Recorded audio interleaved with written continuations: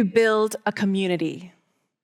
Well, as most teachers would tell you, it starts with names.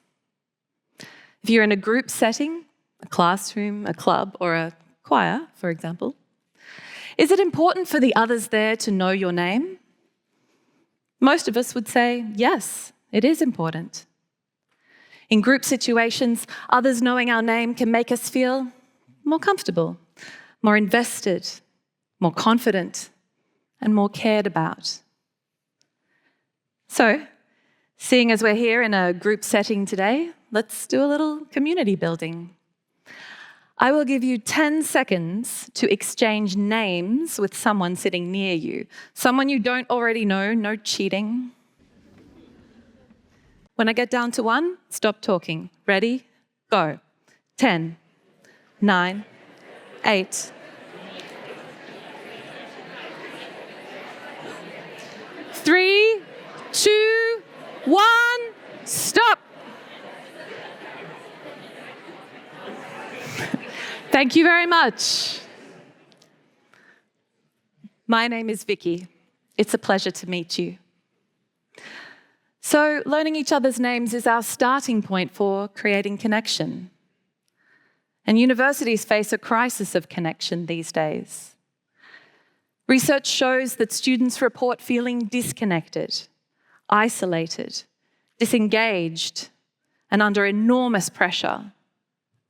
For international students, this disengagement and isolation can be even stronger, far from home and family, operating in an unfamiliar society, often in a different language. So what can we do to help students feel connected to campus life and reduce those feelings of isolation? Well, here's how I've approached it. My background is in language teaching and learning. I also have a passion for music and choral singing in particular. I've been in choirs my whole life. When I was a student here at the University of Queensland studying Russian from years ago, I started a choir to help myself and my classmates with our spoken Russian. And it worked.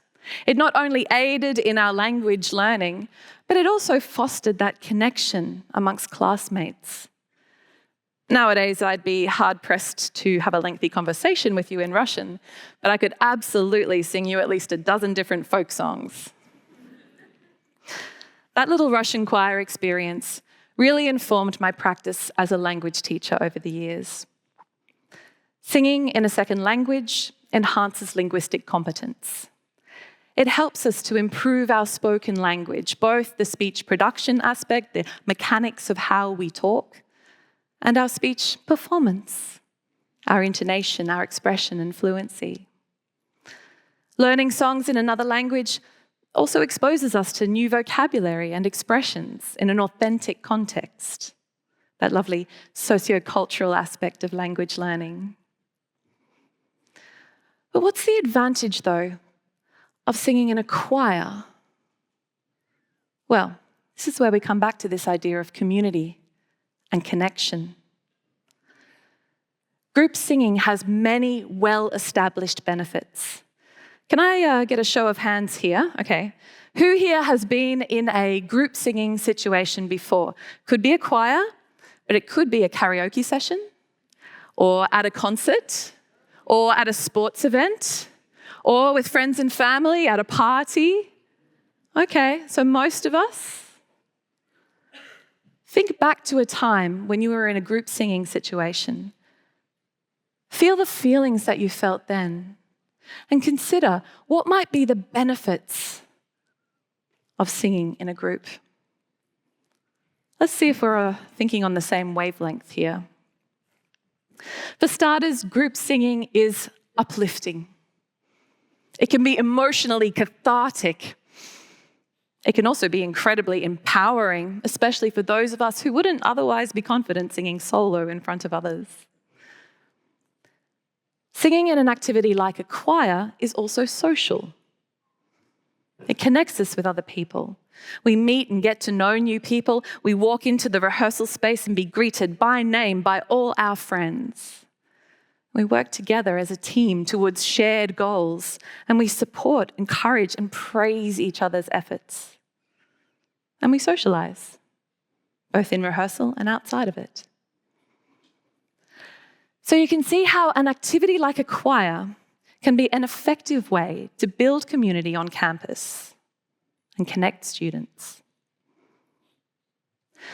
UQ Voices is a community choir consisting mainly of international students here at the University of Queensland, and some domestic students. We take everybody.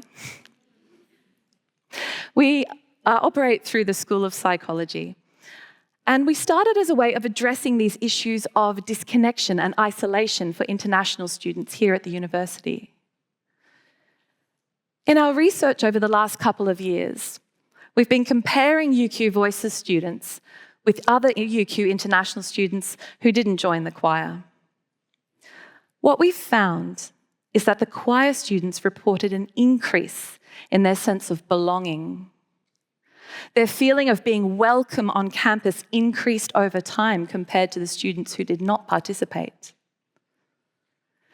The choir students' overall well-being improved, and their feelings of loneliness decreased. But don't just take our word for it. What we're going to have today is an immersive experience. Let's gently sing something together now. And as we do, let's think about what it would feel like to do this regularly with a room full of people who know each other, care about each other, and lift each other up.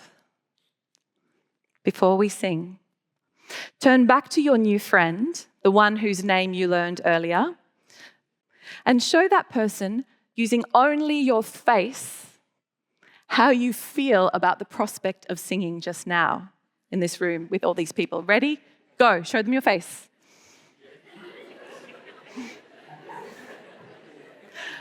And stop. Okay. I saw some faces like this. And like this. And like this. Oh. So we've got a variety of responses to group singing in this room. That's okay.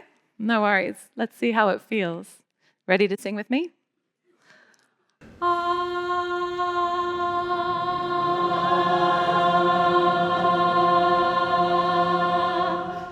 That was beautiful. Some of you even sang without opening your mouth. Okay.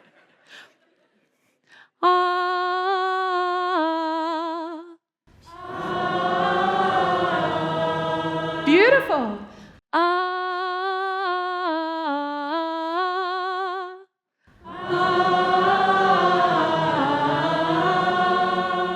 Wow, lovely. And one more time.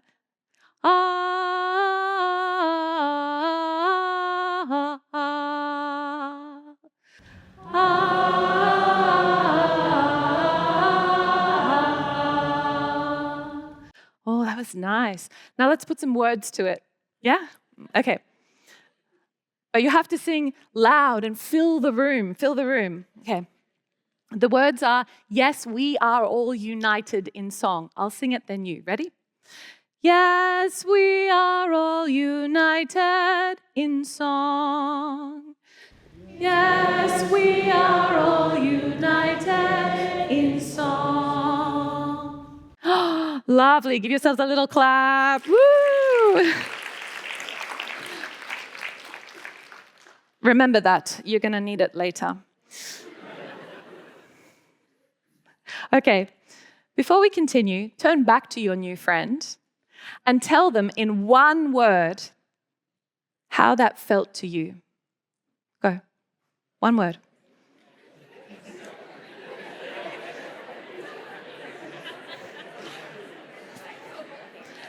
Three, two, one. I think that was more than one word. I heard a few things. I heard fun, I heard good, I heard uncomfortable. That's fine. The point here isn't that it's always going to feel incredible. The point is that when we do it together as a group like this, it's always going to feel connected.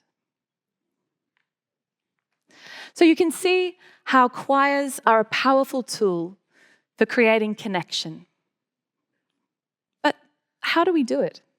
On a practical step-by-step level, how do we build a community and create connection using a creative activity like a choir? The method that we're looking at today combines a constructivist approach to choral conducting, where the choristers are active participants in the process rather than the conductor being the final authority, with communicative language teaching methodologies that support this engaged, interactive learning style. And the good news is that throughout this talk, we've actually already been doing it. So let's have a look at some of the strategies that we've been using. 5 key strategies drive our community building: rapport, interaction, personalization, ownership, and achievement. So the first of these is rapport, building those relationships between community members to create a positive and connected environment. We started off this one today with names, and we continued it when we sang together and we shared our faces and our feelings. A little bit of laughter, a little bit of a smile. Building positive, inclusive spaces for people to interact in is crucial if we want them to engage authentically and thrive. A creative community should be a space where you are genuinely known and seen and cherished for who you are. The second key is interaction. Again, we've been doing this today, talking together to learn names, raising our hands, showing faces, and sharing feelings. Interaction like this, even something as simple as raising our hands, keeps our little community involved.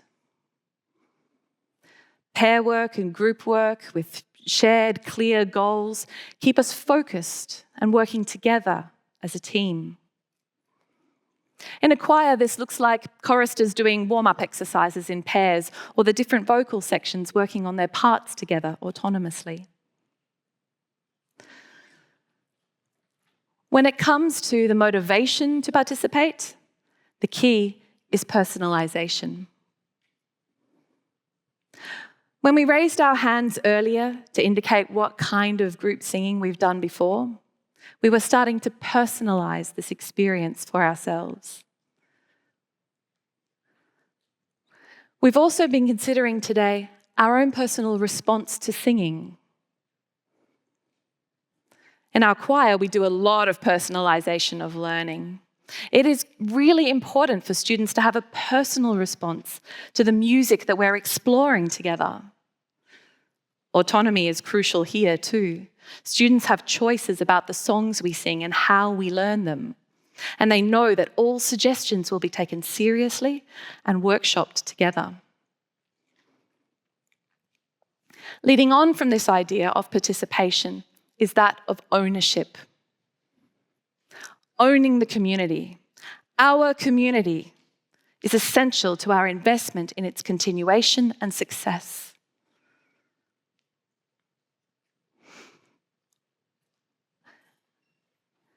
In order to spark that genuine engagement and participation, it is vital that we know that this is our space. So today, we started by connecting our identities to the space around us using our names. And throughout this talk, I've been referring to we, us, our. It's not an accident, and it's not manipulation either. This is our team, our space. Ownership of the community can look like many things. Taking on roles and responsibilities, mentoring within the group, even something as simple as owning the choir t-shirt and folder. Finally, it's important to have a sense of achievement. So we've built the relationships within our group. We feel comfortable and confident in them. We've interacted with each other. We've made it personal. We own the space and our connection to each other. So then, excitingly, we challenge ourselves to achieve something. We did it today, just a little bit. We challenged ourselves and we sang together and achieved something that not all of us would have been confident and comfortable doing on our own. Achievement, satisfaction, pride. Communities that work together interactively, that care about each other, learn effectively, and achieve something. So you can see how we've started to build a little creative community here today. We have a small sense of achievement. We own the space and our connection to each other. We've personalized our experience. We've interacted throughout.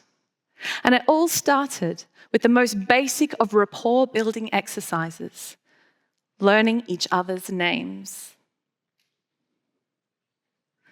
When this talk is over, please turn to your new friend, the person whose name you learnt, the person who saw your face before you sang and heard your feelings afterwards, and thank that person by name for singing with you today.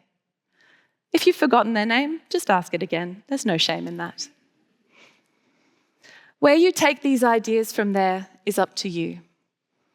Obviously, not everyone's going to race out and start a choir. But I'm hoping to have demonstrated today some practical strategies we can use to build community and create connection around us. Let's use these strategies to build communities beyond choirs. My name is Vicky. Thank you for singing with me today. It was a pleasure meeting you.